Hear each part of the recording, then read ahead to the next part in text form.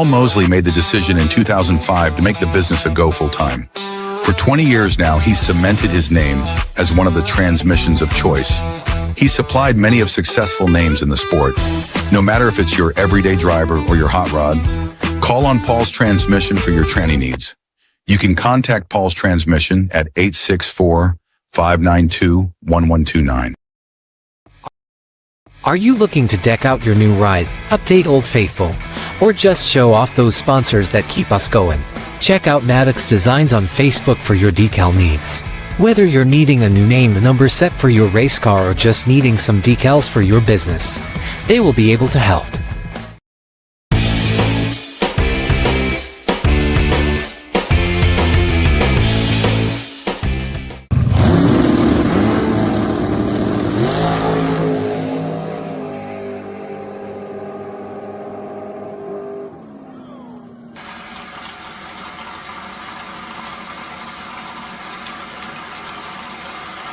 Right side, Malibu probably had some fair words to say over whatever happened to that door.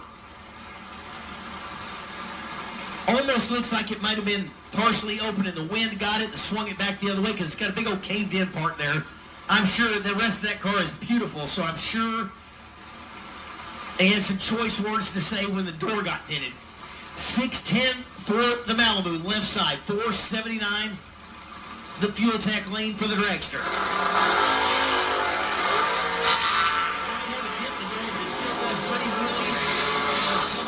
Up front. 611 with a 4.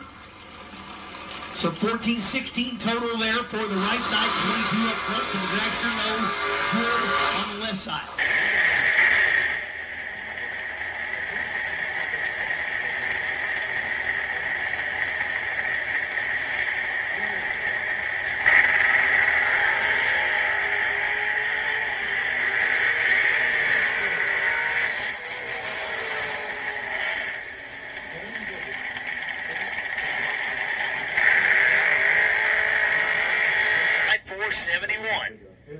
Adam Buchanan, 610 the dial in out of Morganton, North Carolina, the Malibu.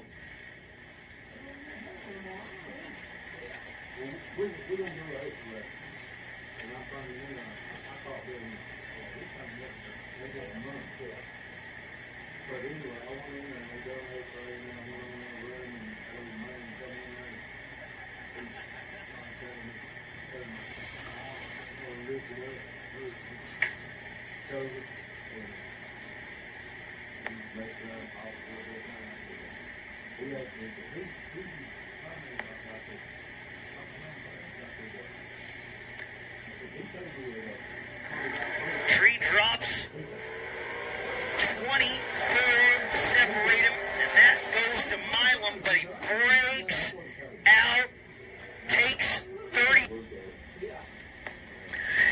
549, the dial in for the left side.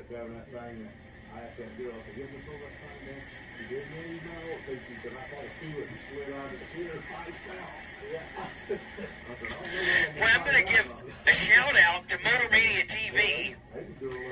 The picture clarity is phenomenal. Ouch! Left side, shaking their head. 004 red. Buchanan was 002. 611, 2 on the 609. And Adam Buchanan moving on to the round of 5.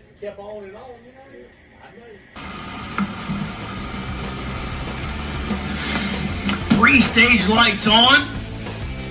Who goes first? I see the wiggles there for the Stacy machine, and there it is. Both right on in. Here comes the tree. And Adam Buchanan knocks it 7th down red. Rob Stacy, gonna be your winner. Collects it off early, goes 650.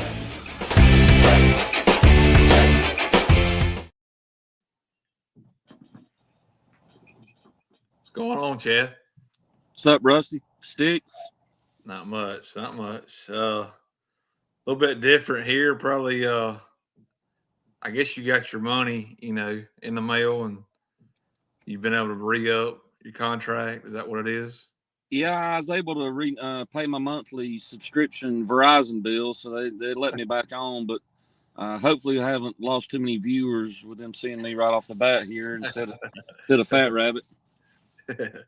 Yeah, we can't hold a candle to him, so we're gonna do the best we can to pick up his slack, I guess. Well, I mean it's wintertime, and do rabbits hibernate? Is that what I know bears do? Do rabbits hibernate in the winter? Do you know? That might be the reason why we don't see him.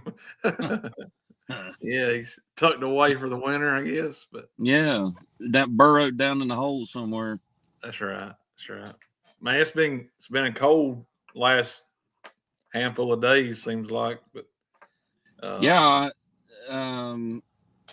I'll listen to the weather forecast. Usually they play it on my way to work, and I love how they use some of their wording. Is like, a big warm up next, coming in the next couple of days, and highs 43. And I'm thinking, well, I guess that's warmer than 23, but 43 still ain't all that warm. But it is what it is. I was picking with a guy at work. I said, yeah, probably 85 come Christmas Day or something stupid, But I guess we could, all the dedicated racers and the smart racers, they've all gone down to Florida for the past few weeks. But we're here. We're holding the fort down here on the Fat Rabbit. Yeah, that's right. So. That's right. Yeah. So, no, I was actually looking forward to tonight. That's getting to be able to speak with Adam and learn more about him and talk about his season and things he's been involved with throughout his career and stuff. So that's pretty cool. Pretty cool. So did you want to go ahead and bring him on, Hayden? What's up, buddy? How are you? I'm doing good. How are y'all? Pretty good. Doing good. Pretty good. Appreciate you being on the show with us. I appreciate the invite. Been trying to get on this thing for a while. Yeah, Chad said something to me here. I guess it was last week. He said, Adam said that the one week you had like 3 finals in a weekend. He said, what more does a man got to do to get on the show? So, yeah, I was at Shady Side, and I won the Super Pro and the Pro division, which was foot brake, Saturday, and then runnered up to Bud on Sunday, and I lost at 3, I think, in foot brake, and then Dad put me in the gamblers race, and I ended up getting to the finals in it. And I said, surely they'll call and ask me to be on this show, and then y'all called Bud. I said, golly, what do I got to do? Yeah, because I remember us talking about it, that reading through the results and stuff, and then Chad mentioned it. I was like, you know what, we should have had them both on, but it worked out. So yeah. Chad, what you got for him, bud? I say, talking about cold weather, and Adam, tell us where you come and talking to us from tonight. I live in Morganton, North Carolina. It's kind of the foothills. It's been pretty cold here. We had some down in the teens a few nights here, about 3 or 4 nights ago. It's been pretty cool. Had any snow this year?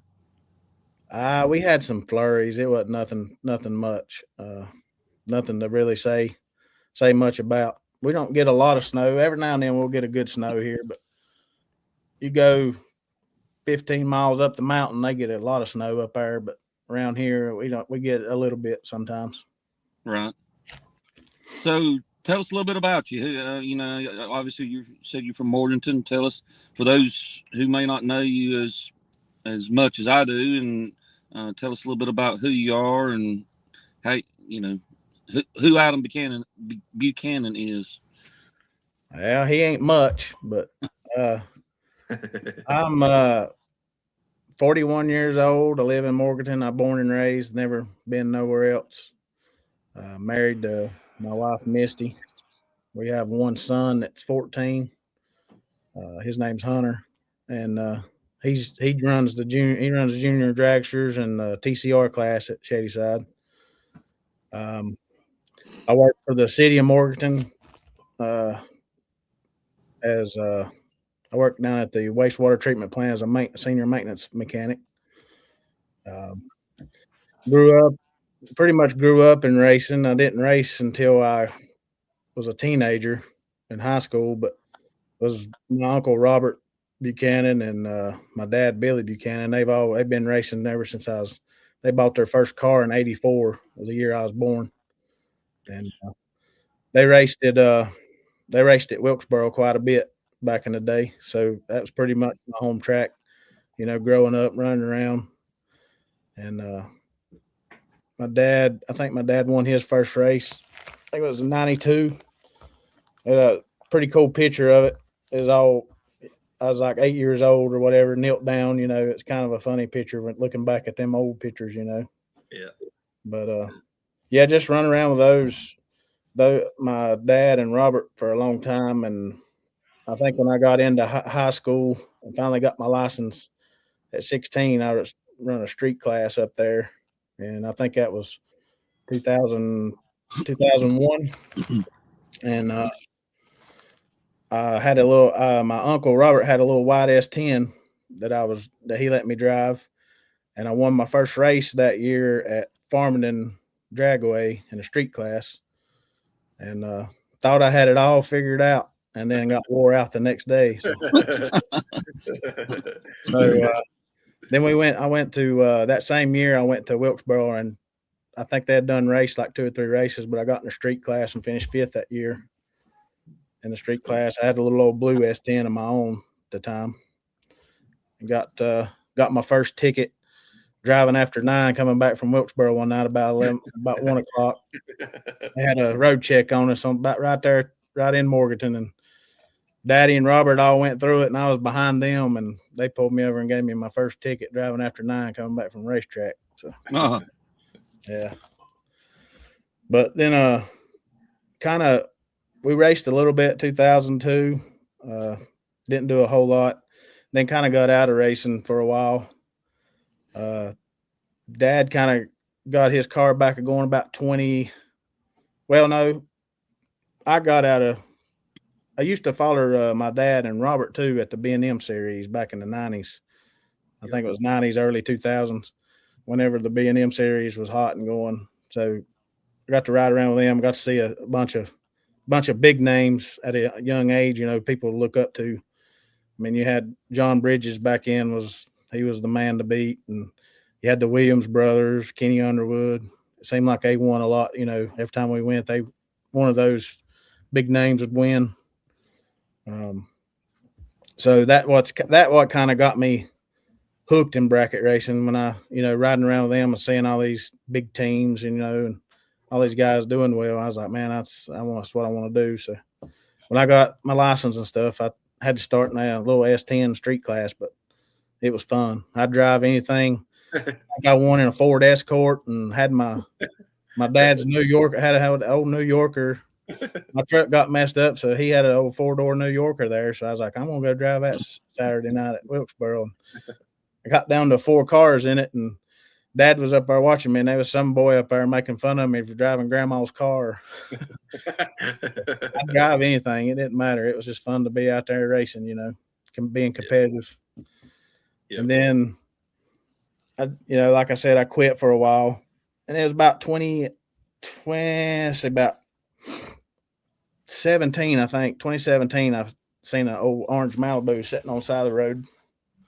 And stopped and asked a guy if he'd sell it, and ended up buying that car that day and brought it home. It was just a little street car, and raced it. Was trying to fix it up, wanted it to be, tubbed out back half, kind of, car, but it was more of a street car, and I ended up trading it for the car I got now.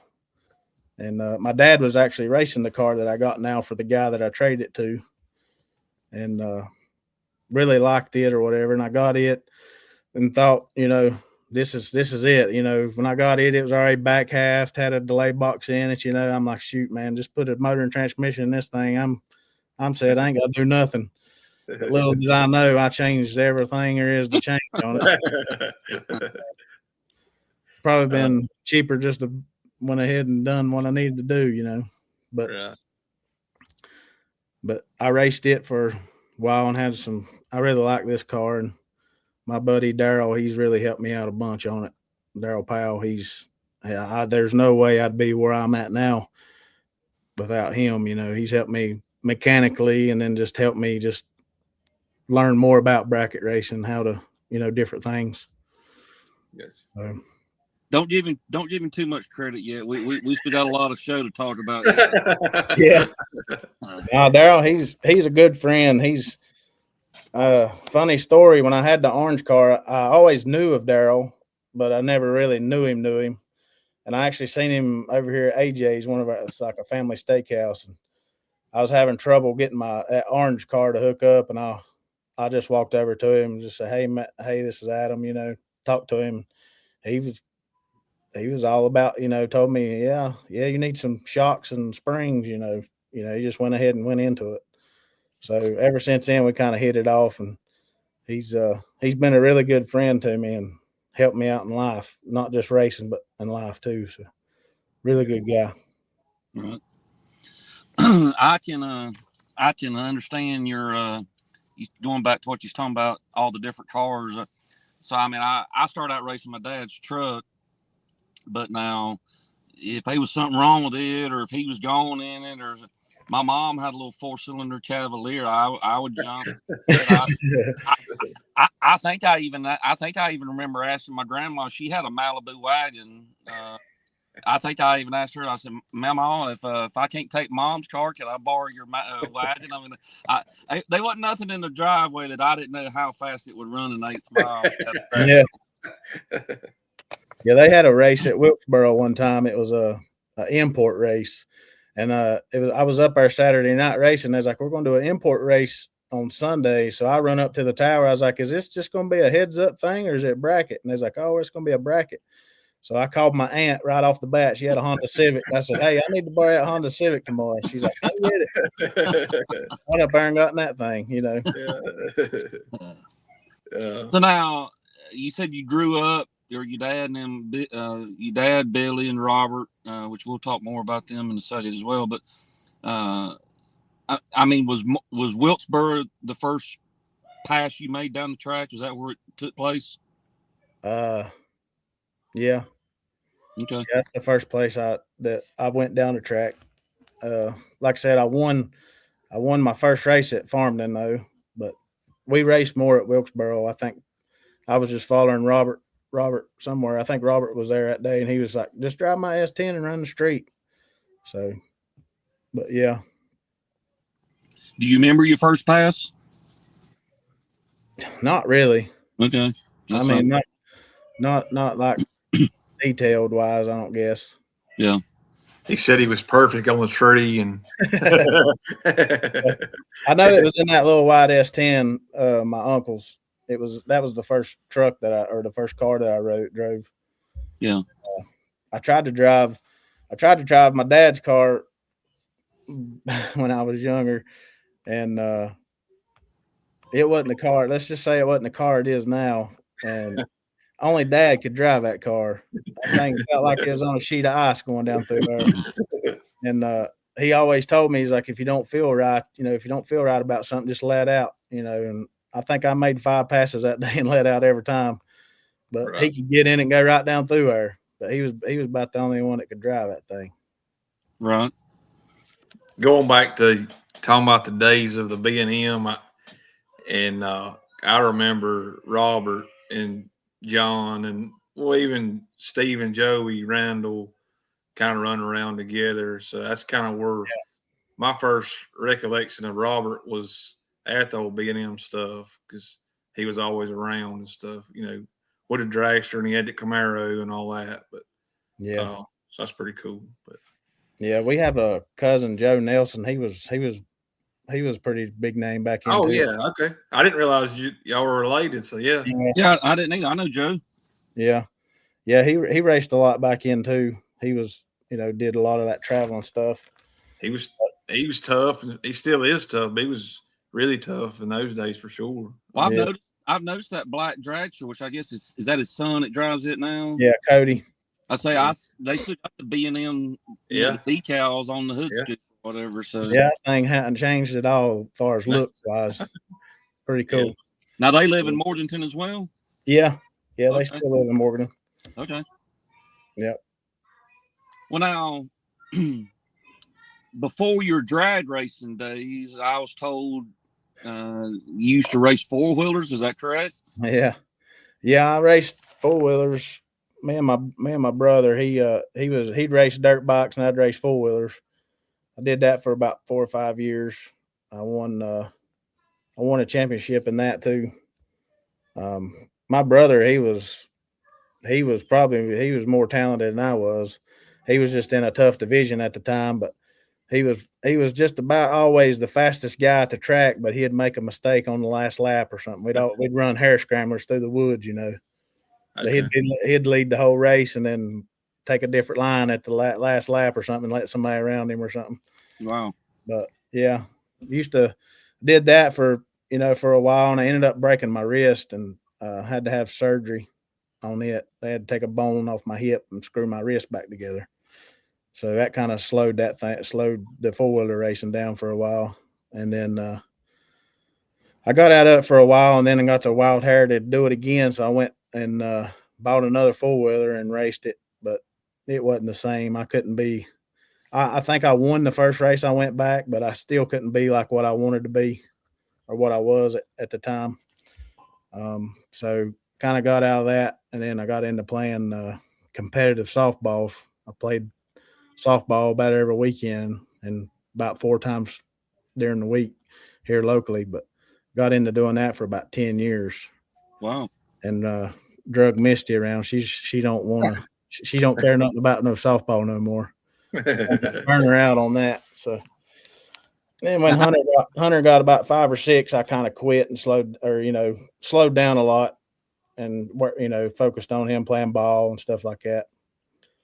But how old was you when you was racing your four wheelers there? I was 16, or about 17, 18, up to about 21 or so. Now you said you raced through the woods. Is that what I heard you say? Yeah, it was a hair scrambler. So they'd usually have like an 8 mile to 10 or 11 mile track, and you raced for like an hour and a half, and you just did as many laps as you could in that hour and a half, and you had to stay, on the lead lap. They had different divisions like pro, A, B, and C class, So I was in real good shape back then, a lot better than I am now. So, but it's some good times. It was like, it's like bracket racing. We used to go to the track and stay the night before and cut up with our friends, and then get up and race the next morning. It was a real good time. We had a lot of good time doing that. That's cool. Yeah. Also, Chad was talking about he got a little insight on you. I got a birdie told me you're into hunting and fishing, and is that any truth to that? Oh yeah. Yeah, I've been hunting and fishing all my life. My dad's always had me in the woods. Gotcha.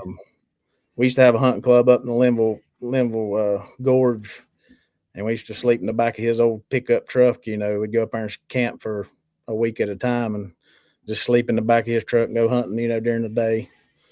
And but yeah, he's always had me in hunting, and I, carried on, and me and Hunter hunt a lot together. He gets to kill more deer than I do now because he gets. Yeah, that's cool. Yeah. Now, do you also do like competitive bow shooting as well, or you're like a bow instructor and stuff as well? Yeah, I've never really done it far as competitive wise. I've always liked bow hunting, but I coach at the middle school, Table Rock Middle School. So I coach the archery team there. Okay. I've been doing that for like 4 years. So how I got started in that is my son they started around here in 4th grade. You can start shooting bows in school. So my son he hit the COVID year and couldn't do it his 4th grade year. So his 5th grade year he started, and I'm all about hunting. So I go out and go buy, the best stuff there is because I'm super competitive at everything I do, and we ain't going to lose because we ain't got good stuff, especially for my boy, So I go out and buy him new bow and, all there is to buy. And then I find out that the middle school didn't have an archery team. So I'm like, man, I just spent all this money, So me and a couple other parents and my wife and everything, we get a hold of some game wardens and stuff, and we go have a meeting at the middle school and talk them into at least letting us try it or whatever. And they kind of told me like, well, if you want us to do it, you're going to have to help us coach it or whatever. And so it's like, yeah, we'll do it. So been doing that for 4 years. Now my son's at Freedom at the high school. So we kind of got it started this year there, but I'd stayed back at Table Rock and just kind of helped them out. I felt like we kind of started it and didn't want to just, drop it and let it go. So it's been pretty cool. It's cool to watch kids grow and it's a lot of kids in archery, not to talk bad about nobody, but some of those kids can't make, baseball teams and football teams and stuff, but they can come out there and be one of your best archers that you'll have, So it's pretty cool to see that. Yeah, for sure. Man, you wear a lot of different hats, sounds like. Yeah, the archery thing starts about October, and it can go into. We went to last year. We made it to the nationals, and then made it to the worlds, and it was like March before we got finished. That's cool. Yeah. So yeah, it's a lot to take on. That it is, but my wife helps me out a lot with it. She's actually helping me assistant coach this year there. So Gotcha. Now, do you let her call the shots? I mean, or no, I kind of run it like I want to run it. She backs me. But when it comes to computers and doing all that stuff, she helps me out a lot, making lists and stuff. But I told her she might as well be my assistant because she's gonna have to do it anyway. So all right. Well, now you also active with your church and stuff too, right? Youth and trips and stuff as well. Oh yeah. We go to Mount Calvary Baptist Church off Miller Bridge Road. It's a really good church. Kind of got hung up on, or got to going there, being at Daryl's, and the pastor there is real good friends with Daryl, and he was always at Daryl's when I was there and stuff. And in 2019, he invited me to come watch their Christmas show, and at the time, when I say Daryl and them helped me out in life, at the time I was kind of out of church and not really. I mean, I've always been brought up in church and stuff, but at the time I was kind of doing my own thing, wasn't really going to church at the time, and got hung up with Daryl, and then Curtis was over there, and he kind of witnessed to me and stuff, and he's like, just come to our Christmas show, and I'm like, all right, let's do it. So we went there, man. It was awesome, and we was kind of looking for a church, but not really. So, but it was a cool experience. And so me and Misty started going there some, and then in 2000 or 2020, when that COVID stuff hit, everybody started having parking lot services. So we went to about all the parking lot services, and then when they brought it back in, we've been there ever since. So, but it's really good. It's a really good church. A lot of good people goes there. And like Curtis, my pastor, man, he's just an old country boy. He helped me work on my car. If I'm over at Daryl's working on my car, he jumps right in, gets his hands dirty. To see him out in public and then see him at church, he's two different dudes. Right. Yeah. He's a super good guy, good friend too. That was going to be my shout out on the show. Shout out to Curtis. Yeah. Yeah. Well, now going back to your you let Misty call the shots, and you said you call the shots. So when we're at the racetrack, and I can tell this is a family, about like Chad's and my situation. We've always been racing with family our whole lives. But who calls the shots on dialing the card? You let her dial it, or is that you? Nah, she always lets me dial it. She don't want to dial it and mess up. I kind of get onto her sometimes because, well, like, I don't want to say I'm superstitious, but I got a thing. If you check my tires and you're going to set my tires, you're going to do it all day. You ain't just going to do it one round. That's right. So yeah. She'll ask me, you want me to check your tires? And I'm like, well, can you do it all day? And she's like, yeah. So, but one time her mom and stepdad showed up at the racetrack. I think it was at Farmington. and it was 2022 when I was trying to win the championship or whatever, and she got to talking to her mom and stepdad or whatever, and I had to check my own tires. It was like third or fourth round, and I was got back to the trailer, and she come and she knowed exactly when I got out of the car. She's like, "I'm so sorry, I'm so sorry." I was like, "You better be glad I won that round." But yeah, she's what keeps me. Sometimes I'll get psyched out, not really psyched out, but you'd be like, well, you got somebody good, you got a race. You'd be like, well, you got Chad Dotson over here. It's going to be a tough run. And she always reminded me, she goes, "You're just as tough as any of them others, Right. And she always, right before we go in the water box, she always gives me a fist pump and all that. So that's cool. It'd be hard to do it without her. For sure. Yep. Well, then it sounds like with Hunter racing too, it's y'all kind of do it all together. So that's pretty neat too. So yeah, Hunter, he's running a junior. We've had it for about 3 or 4 years now.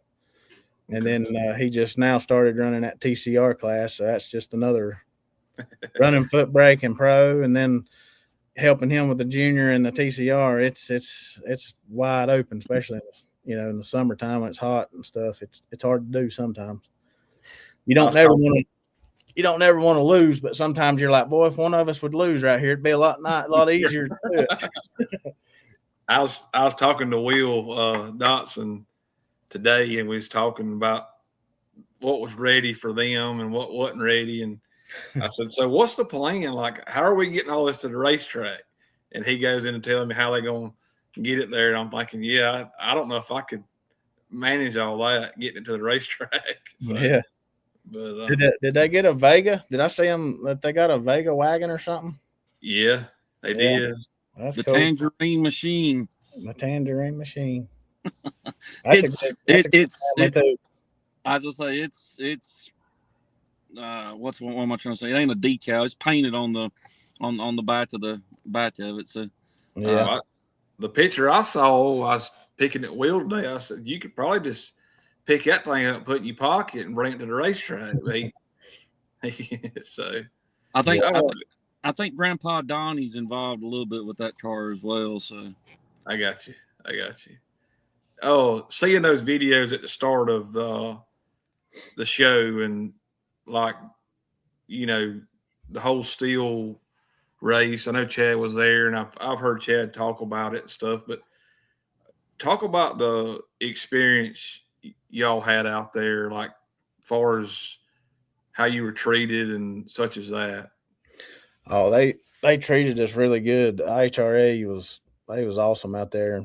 My dad used to so he worked for this company called Fowler Mechanical, and he actually would go out there for like 2 weeks at a time to Steele, Alabama. He did some work out there, and he pulled his race car out there one weekend and raced at that same track. He always told me about it, and I was like, that's pretty cool. And then when we got to go down there, I was like, man, we're going to go to that racetrack you said you went to, so it's pretty cool to go somewhere that your dad had been, years past.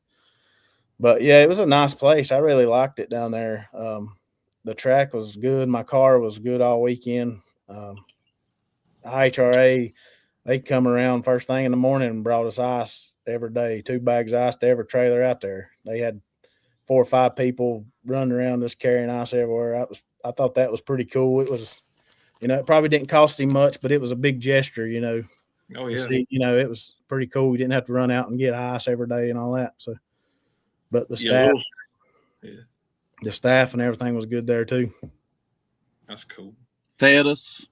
Yeah, I had a big old tent there and fed us good. Then gave away door prizes and stuff. It was a good experience. I hope I can make it back.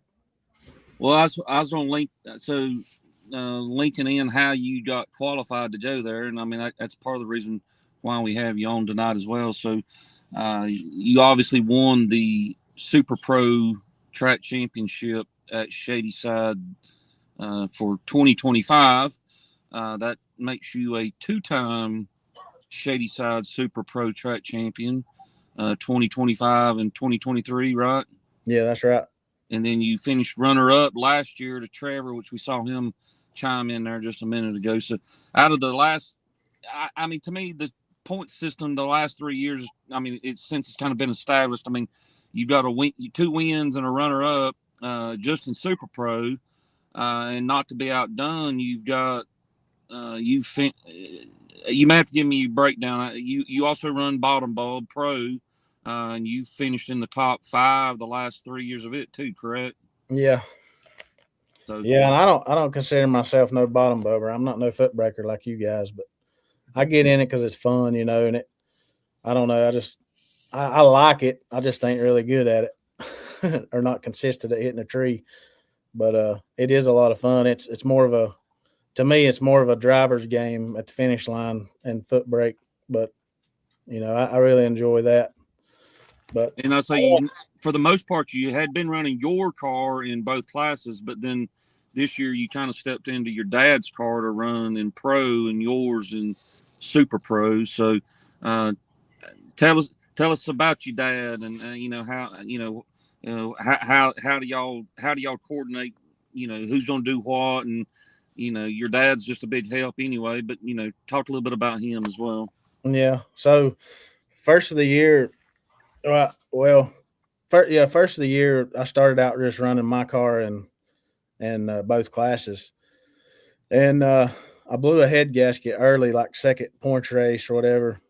And Daryl Powell, that one video y'all see me, I was in that Chevelle. I actually was running wheel in the final that round. That was wheel, I think, in the other side. But I blew a head gasket and Daryl loaned me his car, and I ended up blowing the head gasket, warming my car up on like Saturday. And so Daryl let me hop in his car, and I got down to like third or fourth round and forgot to turn the fuel pump on. And as soon as I went down on it, it, you know, run out of gas or whatever. So I lost out that day. And then the next day I got runner up to wheel in it in the Chevelle. And then I got my car fixed and kept running it, and kept running it in both classes. And then we got down there to where it was about crunch time. You know, Will was running away with the points at Shadyside. I can't remember if he was 9 or like 12, or he might have been more than that, but he's like 12 points ahead of had a pretty good lead. And about middle of the year when it was really hot, I was running my car in both classes. I had Hunter running juniors, and then he was running a TCR, and I was just getting out of one car and running down there to help him with the junior. And then as soon as he got out of the junior, we'd jump in the Highlander and go down there and run TCR. And then that's calling foot brake. So I was kind of middle ways to the end of foot brake, and then trying to run it in pro, trying to run my car in pro too. It was just killing it.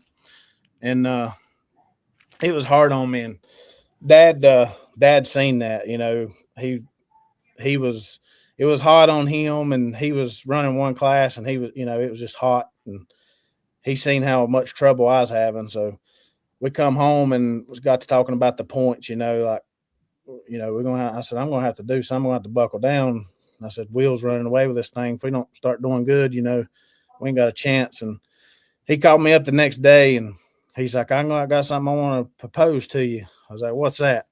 He said, I want you to run my car in foot brake, and you run yours in top. And he said, you just get out of the cars, and I'll take care of filling them up, and, you know, just keep them ready for you. All you got to do is drive them. I said, Dad, I can't do that. I ain't going to kick you out of your car. He's like, you ain't kicking me out of my car. You know, I'm giving it to you.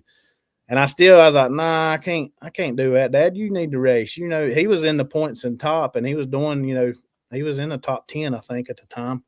I said, you got a chance to do good, you know. And he wouldn't have it. He said, no, if you're going to win this championship, I think this is our best move, you know.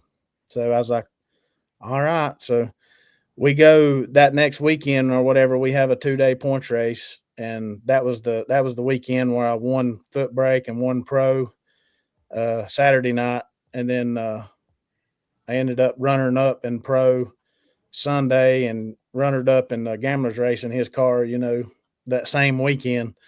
And it was an awesome weekend. I have never won a race in his car, so winning a race in his car probably meant more than anything that weekend. You know, it was pretty cool. and And then Chad wouldn't let you on the show. yeah, and then y'all wouldn't let me on the show. Oh, Well, yeah. I'm just glad your dad's car is capable for you to drive it now compared to what it used to be. As you Oh said. yeah. Oh, it's times better than what it used to be. But yeah, it was pretty cool that weekend, and that was a big weekend points wise for me in both classes. I think I went from like 5th in foot brake to 2nd or something, and then I went from 3rd or 4th in pro to leading it that weekend. I think I was 1 point or something ahead of Will at the time. But it was a very good weekend, and at the end of it, Dad said, "I told you that's what we needed to do. We should have been doing this to begin with, you know." So we had after that we had, I think, one more weekend of points racing, and Saturday was a double points race, and I got mixed feelings about double points races because you can either go way back or you can really make some ground up. So I think they actually had a race on Friday night, and Will, I think, actually messed his motor up or something that night on Friday night, and it's the last points race. So I was like, man, that sucks. But his brother, lends him his car, Yeah. They got what, 5 or 6 now. but yeah, he gets to get in that. And I think me and I can't remember. I got to that Friday night, I got to the finals, and we did a split and quit. And I told him, I was like, I don't want to mess my car up if you just want to split and quit. And that guy agreed on it. So we and then the next morning I make my time run, go in the first round, and this is the double points race. I end up winning first round, but here my head gaskets is blowed. One of my head gaskets blowed again. Or it started, when I cut my car off, I heard 222. I said, that ain't good. So I go get Daryl or whatever, and we pull the valve covers off and check everything that we can check. And anyway, I ended up winning first round, and I knew something, knew it was messed up. I knew it was going to slow down, so I just kept dialing down. And I made it down to 8 cars that night, and Will just kept clicking off rounds 2. And I went from like a 6, I think I was dialed like a 618 first round. And when I got down to 8 cars, I was dialed like a 644. It was, I was just dialing way up, and I was hitting a tree really good. I think when I got to 8 cars, my worst light was like 11 that night. And there was a little mishap at 8 cars, and I kind of got frustrated and got out of the car on the starting line and stuff, kind of deal. But it was just a mix up with the guy thought he had a buy run, and he picked the I guess the lane that he wouldn't want, and he didn't know that he had to run. He didn't know there was 8 cars, I guess. So then when he gets up there, he wants to swap lanes, or he said, I wouldn't have picked this lane if I knew that I had to run somebody. But it was a little, and I knew my car kind of cut off on me going to the staging lanes that round, so I kind of coasted it up there, and then I knew it wasn't running good. So when I did my burnout and was just sat there and was getting hot, and I kind of got a little too frustrated and ended up losing that round. I missed the tree and ended up losing. But the guy was going to be tough. I think he was 13 total on me or something like that anyway. So he would have been tough to beat anyhow. Right. Will wins his round and that gives him back to the lead. Then he ended up give a shout out to Will too. They was down to 4 cars, and they was just wanting to call it quits and give Will the win just because it was a points race. And them other 2 guys wasn't really in the points. They was just there to race that weekend. And Will's like, nah, we're points racing. He said, I can't, he said, I ain't going to do Adam that way and just just take rounds. He said, we need to run for it. And unfortunately, Will lost that round. So, but he could have easily took it, but he didn't feel like that was right. He was, he wanted to do it the right way. Many people wouldn't have probably done that. They'd have, yeah, I'll take it. So, but I think Will was one or 2 points ahead of me or something going into the last race on Sunday, and I ended up borrowing Daryl's car again for pro. I mean, it wasn't even I went and asked him, but he got mad at me for asking him, you know.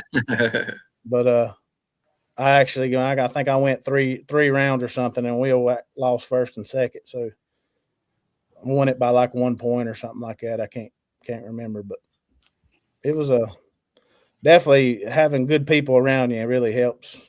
You know, I couldn't have done it without my dad or Daryl and all those guys, you know, helping me out. So Sure.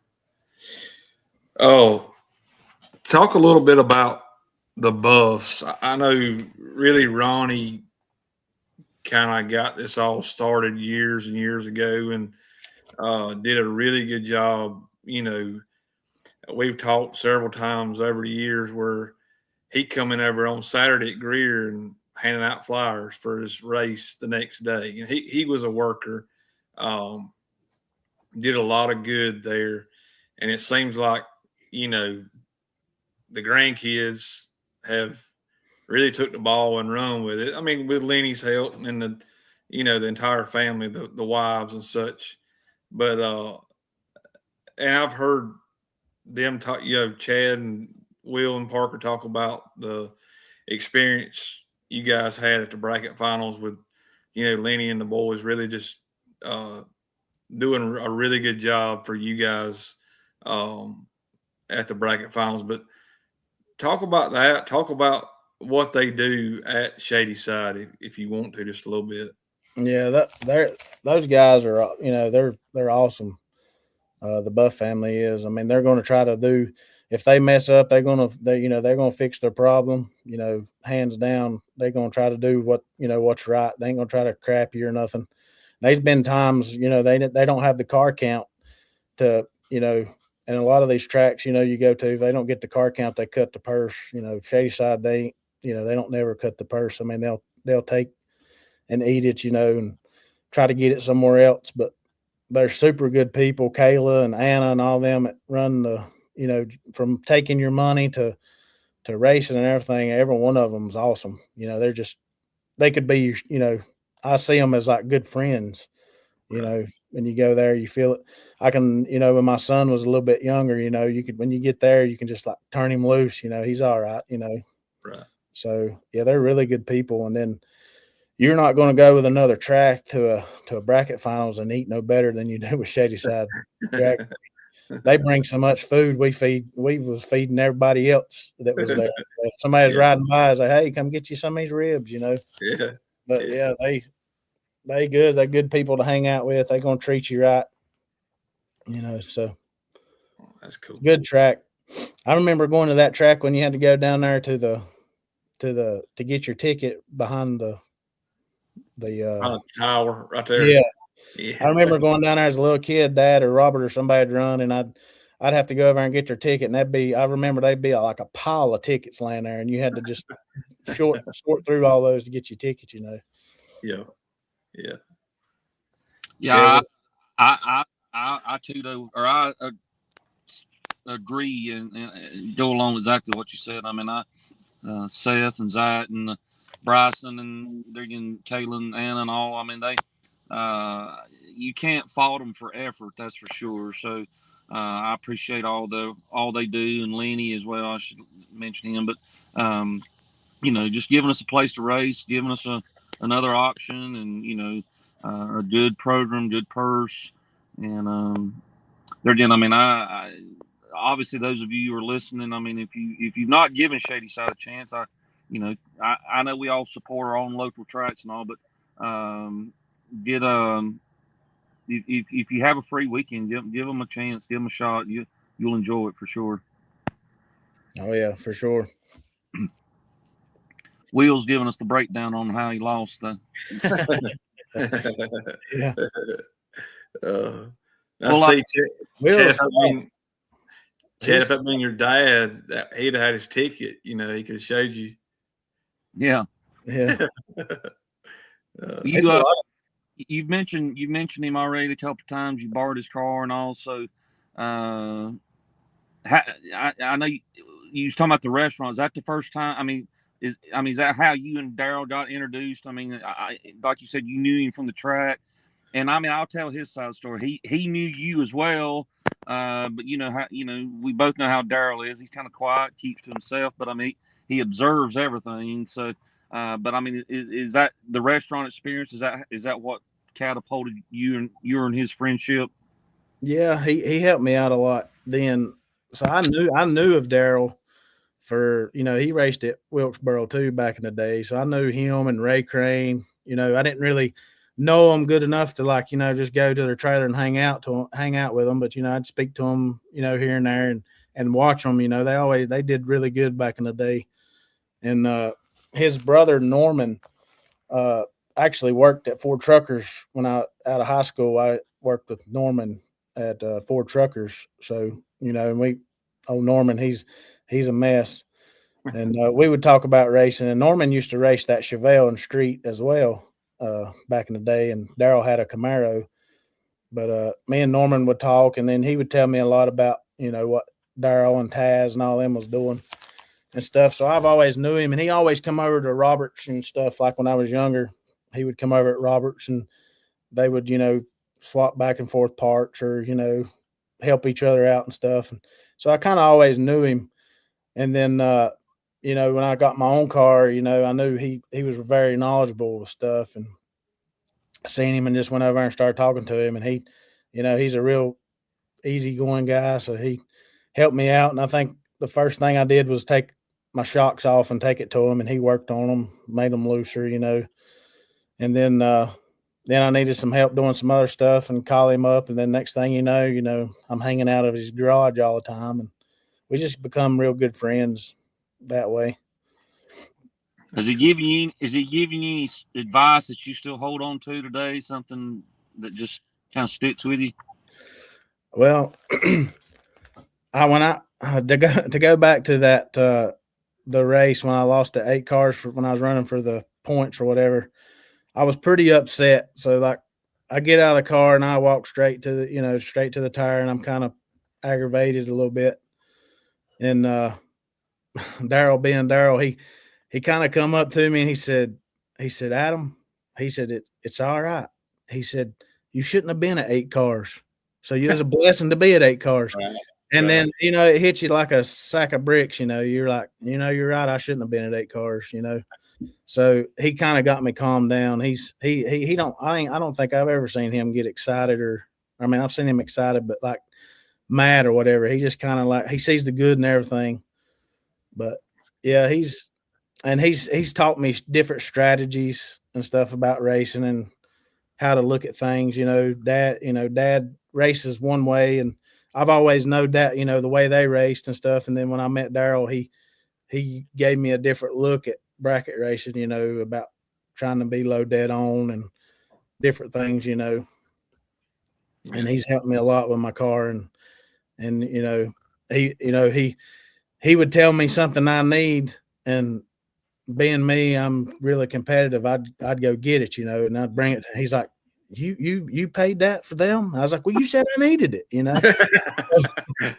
So he knew. He said he knew early that he's like, you got a will to win. You're gonna do what it takes. And I guess he liked that or whatever. But yeah, if he told me I needed something, I'd do whatever I had to do to scrounge up the money to go get it. Sometimes I think he uses me as a guinea pig to see if stuff works. But now, does Misty like Daryl for you spending all this money? I mean, well, I had to tell Dad one time. I said, if anything ever happens to me, don't let Misty sell my race car for what I tell her I got in. No, she don't care. She does her thing. I do mine. She's real supportive of it. She knows what it takes to try to be competitive and stuff. She's just as competitive as I am. We'd be playing the Wii in here and bowling against each other, and she'd ready to knock me out. That's pretty good. Well, now going back to Daryl, you said he's giving you racing advice. I think he's also giving you some life advice. Was anything particular happen when you turned 40 by chance? So, yeah. So Daryl, my car messed up on me, and I broke a rear end. And this was 2024, and I finished second. So I broke a rear end, and we thought it was the planetaries at first, and the transmission is making a noise. So I buy a new set of planetaries, and I was like, well, while we're in there, I'll just buy a billet valve body. I want to upgrade a little bit. So he gets all that and puts it together or whatever. Well, I raced for like 3 or 4 weekends, or the very first time I went out, I couldn't hit the tree. I'd be 16 red, and then the next time I'd be 30 green, and then I never was I couldn't hit it, and I'm like, man, that's not me. I know I'm not a machine, but I can hit it better than this. I said, there's got to be something wrong, and I just turned 40, and Daryl's like, that's when you turn 40, you lose stuff, Adam. And I was like, no, that ain't what it is. And he kept telling me, but it ended up being that valve body because I was like, well, we're going to switch that valve body out after about 3 or 4 races. I ended up finishing the season with it, but I couldn't hit the tree at all. And I ended up changing that valve body, and I went back the next time, and I was just crushing the tree. And I said, I told you it wasn't because I was 40.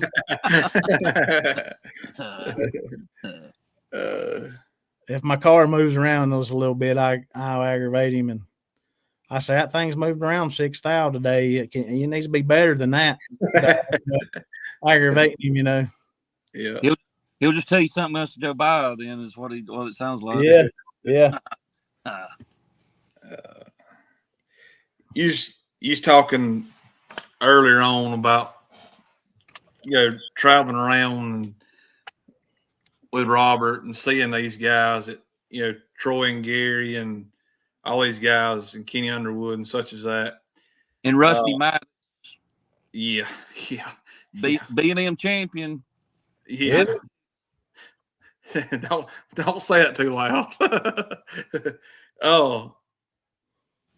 Just if you had a driver now, past, on any level, what would be a dream matchup for you? Like one round. Is there somebody that you? Yeah.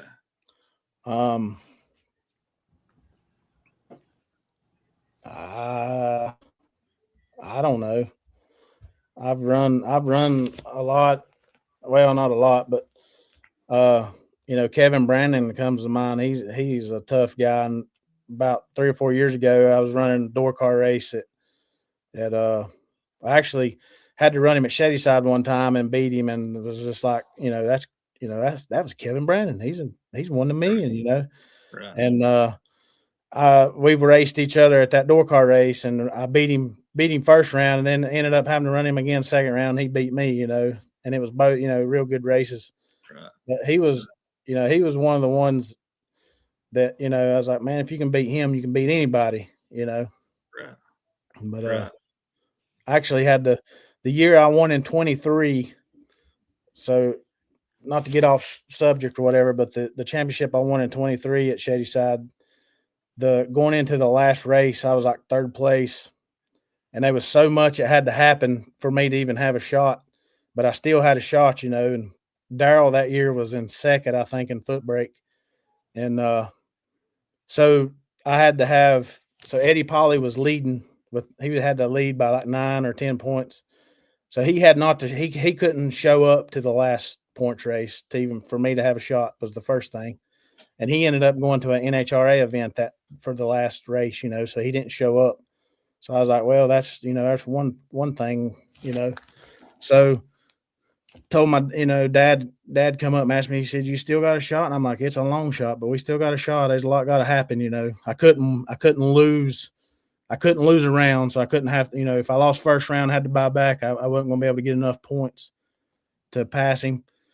And the first person I had to run was Tom. He was first round. And I remember telling Misty, I'm like, man, I can't, out of all these drivers, I got to pull up, I get Tom first round, and I ended up beating Tom. And then I get like, I think it was Isaac Bridges' second round, it was just like, man, this ain't going to be an easy day. Right. And, because Isaac Bridges is, he's tough, especially at Shadyside. He's always down in the money.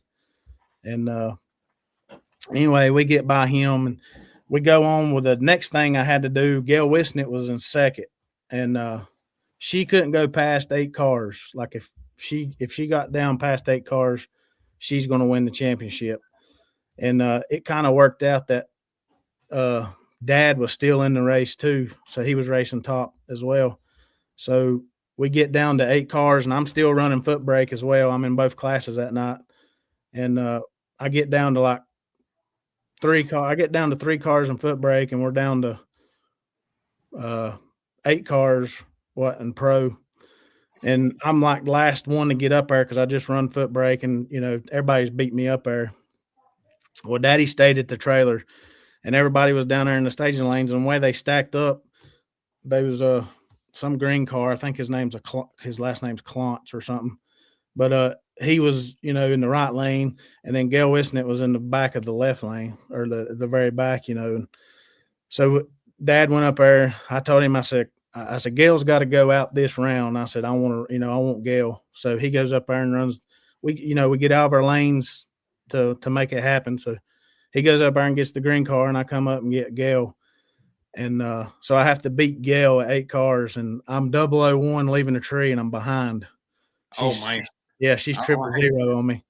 So I go down there and we do whatever, and I'm like 1 above 3, and she's like 1 above 6. I mean, it was a heck of a race. Mm-hmm. And the wind light come on for me or whatever. So I was like, and then Dad, he wins in front of me. So we're down, me and Dad is down to 4, and then you had Joey Dotson in the Nova, and then Kevin Brandon was still in. And I kind of feel bad by saying this, but I was like, Dad, you need Kevin Brandon, and I need Dad being Dad, he's like, whatever we need to do, So Dad goes in there and jumps on Kevin, and Kevin ended up beating him. And then I got Joey and ended up beating Joey. Joey actually, I think, gave it back to me. He had me on the tree, and he gave it back a few thou or something. So I got kind of lucky right there.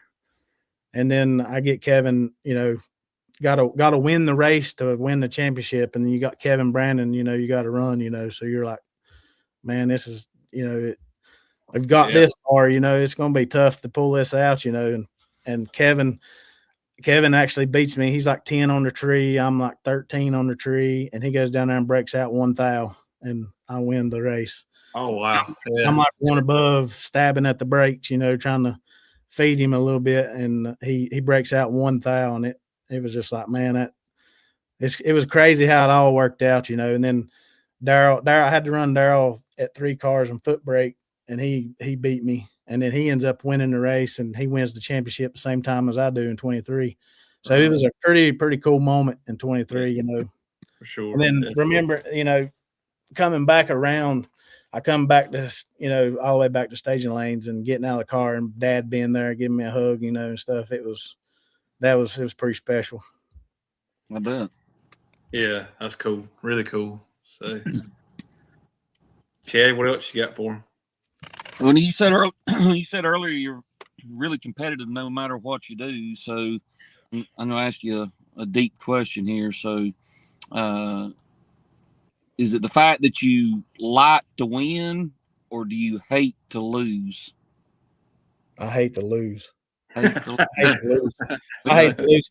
I mean, my dad, 2022 at Farmington, I won the championship there in 22.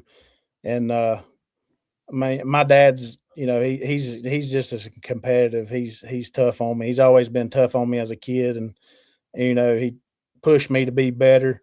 Well, the year 2022, we're sitting at Farmington the first points race, and that was the first year I was like, I want to go after I want to do this points thing that everybody does. And I said, I think I'm going to run all the points races here this year. And he's like, yeah. He said, I think I might too. And so we have to run each other like first round of the first points race, and he's 4 total on me and beats me. Because I asked him, I was like, we don't need to, we're running each other, but I'm going for the points. You going to give me this one? And he's like, well, I want to kind of go for the points too. I'm like, all right, best man wins, And, I'm getting in the car, I'm like, well, I got Dad. I'm going to roll some in the box, and he's 4 total on me. I was like, golly, he's rough on me, And then it was a 2-day race, and I get him somehow or another. We run each other again, like second round the next day, and he's 7 total on me that time. Wow. And then we get back to the trailer, and I'm like, daggum, I can't believe what just happened. And he's like, I was going to let you win, but he said, I was like, well, when it didn't turn red, Dad, why didn't you just let out? He goes, oh, it felt too good. I couldn't. But all year it was a battle between me and Brandon Hutchins, and it went all the way down. Every championship I've won, it's went down to the last race. ain't never been easy. It's always been tough, and that's how it ought to be, I guess. But all season, Dad was like, man, I hope you don't lose by 1 point or 2 points. That would have been the 2 I could have gave you. Right. But yeah, we're super competitive in my family. I mean, just playing wiffle ball in the backyard, we're going to be Dad. I've seen Dad dive for balls and can't walk the next day. He made it out. And my sister, she's really competitive. She's as competitive as us. We used to play ball and stuff in the backyard, and she'd get so mad she'd start crying, and just mad or whatever. But yeah, I hate to lose. That's cool. Chad, you got anything else for him? I don't. If you don't, I was give him opportunity to tell anybody he wants to thank or anybody you want to give some credit to or mention in your that you haven't mentioned already or re-mention somebody you already have. So, well, my Lord and Savior to begin with. I mean, without him, none of us could do anything we do. Right. He helps me out all the time, but my wife, she really helps me out and backs me up. My son, my dad helps me out a ton. He's always there. My brother, Brandon, he comes there and helps Dad get all the cars, get them ready and stuff. A couple of guys that's not really, good guys that's helped me out, not really a sponsor, but that Ronnie V's LLC trailer repair and hitch service, he's helped me out. Ronnie, the Varners is really good people. Yeah. Jumping back to the juniors, like when we went and bought the junior dragster for, I didn't know nothing about them. And when we got it for Hunter, and the junior dragster family is, it's like everywhere you go, everybody, most everybody helps you out. And Ronnie and Steven Wisnett and all them guys, when we first got started, they helped us out a lot. So we've got real close to them. All Ray Tire with Seth and Trey Garrison. Those guys are good guys. They got a local tire store here, and they help me, break down my slicks and stuff like that when I need help. Standard Heating and Air is a buddy of mine out of Morganton. He's got a heating and air system. He helps me, with a lot of stuff. And then Daryl and Curtis, Daryl, I can't thank Daryl enough for all he does for me. He helps me out a lot on my car and stuff. And Curtis, is my pastor at Mount Calvary and helps me work on my car. He actually helped me change the head gaskets and stuff last time they messed up. Dr. C, Bruce Binkerton, Philip Ivester, all those guys helped me out a lot. Bruce, Bruce is a good guy. I think he went all the way down to Charlotte and got the head gaskets and stuff to fix my car and then brings them back, so it saves a couple of days of shipping, Yeah. Just having, like I said, just having good people around you. Surround yourself with good people, good things happen, For sure. Yep. I agree. Yep. And then, I used to 3 years ago, didn't really know Chad and got to know Chad some. And he's helped me out with some stuff, I don't know that he knows that he helped me out, but just listen to him talk about racing, and you get to pick, you get to hear things, and sometimes they slip up and tell you secrets and stuff when you're listening in the background. But Matt Ward, he's a good he's a good guy. I like to give him a shout out. He actually had to run him in the final and foot brake and I broke my ladder bars, and he come back down there and helped me put it on the trailer and everything. So he said he knew something wasn't right because the car started swaying at the end when I got on the brakes. So, but he's been a really really nice guy and helps out a lot. It's pretty cool being down there in Alabama with Chad and people you kind of look up to. You got Chad and Matt there. I look at them as some of the best foot breakers around. Even when we go to these big money races, those guys is going to show out. So just getting to be able to park beside them and hang out with them and everything was pretty awesome. Yeah, we go ahead, Chad. Sorry. Oh, and I was just say the enjoyment was as much being able to park with you and your dad and feeding him, and we all get to sit around and talk there at the Alabama race, the World Finals. It was good to go down representing Shady Side, representing what good friends and stuff. But anything I know or learn, any advice I got, I've learned it from Rusty. So yeah. I call him every day trying to get that little bit of slip up. Maybe he'll give me something, and it don't never happen. He don't ever give me any. I don't think it's a slip up on me. I probably just forgot. I forgot it, and just it might have slipped out of my memory. Finally, say, "Hey, you need to say this." Yeah, I think the world of you and your dad and your family. I mean, I from an outsider looking in, I think of, even Rusty. I think of Dale and Susanna. I like it when you see the family and the wife. They're there. You don't see her, but she gives the fist pump whenever your win light comes on because you're at the top end, and or a hand clap or something. So I really like seeing that. And there, Misty's a big supporter. You can tell with what you're doing. So. Oh yeah, for sure. Yeah, and we say it all the time, man. We say it all the time, and I know you probably do the same thing. But I don't think people realize if they're not involved with what we do, they don't understand. But man, it ain't just Greer, it ain't just Shady Side, it ain't just Farmington. We can leave and go to these racetracks, and it's almost like you're just picking up where you left off the last time you saw that person. And people outside the racing our bracket community doesn't see that. They don't realize that, and you can't explain it to them really, like unless they're just there.